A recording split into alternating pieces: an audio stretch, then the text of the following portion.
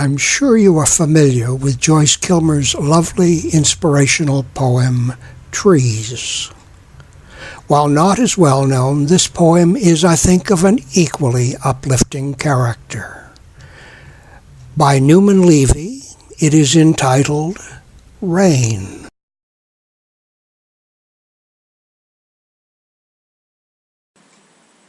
On the isle of Pago Pago, land of palm tree, rice and sago, where the fishermen to play go and swim the natives in the nude, lived a dissolute and shady, bold adventuress named Sadie. Sadie Thompson was the lady, and the life she lived was lewd. She had practiced her profession in that insular depression which, to make a frank confession, people call the Philippines. There she made a tidy profit, till the clergy hearing of it made life as hot as Tophet, driving her to other scenes. So this impudent Farrago hied herself to Pago Pago, with a fisherman to play go, and to her cottage often came. Trade was lucrative and merry, till one day the local ferry brought a noble missionary, Reverend Davidson by name. Stern, austere, and apostolic, life was no amusing frolic, braving fevers, cold and colic.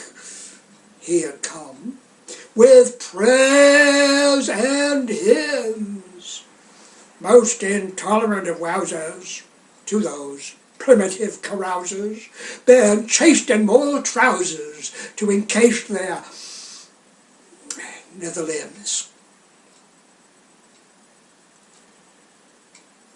In her quaint exotic bower, mid a never-ending shower, Sadie Thompson by the hour entertained the local trade.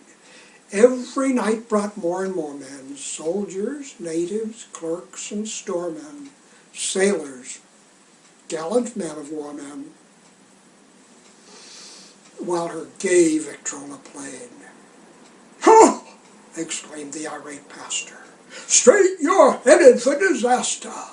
I'll convince you who's the master, shameless woman of the street." "Listen, Rev," said Sadie tautly, pardon me for punning smartly, "though I get you mean and partly, still alas the girl must eat."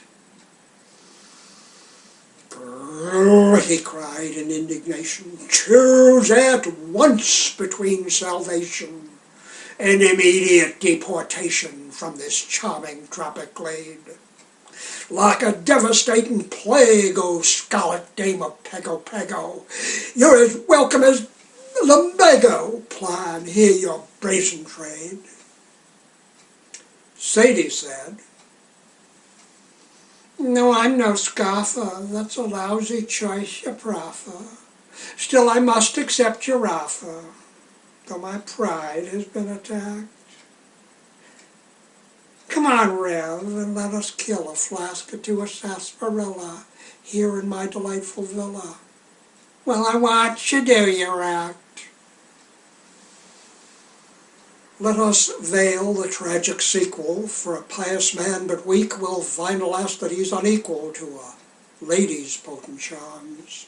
So his long suppressed libido, sharp as steel of famed Toledo, spurning prayers, hymns, and credo, found surcease in Sadie's arms. There, beside the waters tidal, urged by impulse, suicidal, lay next day the fallen idol, cleansed at last of sin and taint. Is the moral, though a preacher fail to make a fallen creature pure and saintly as her teacher, she perhaps can make a saint.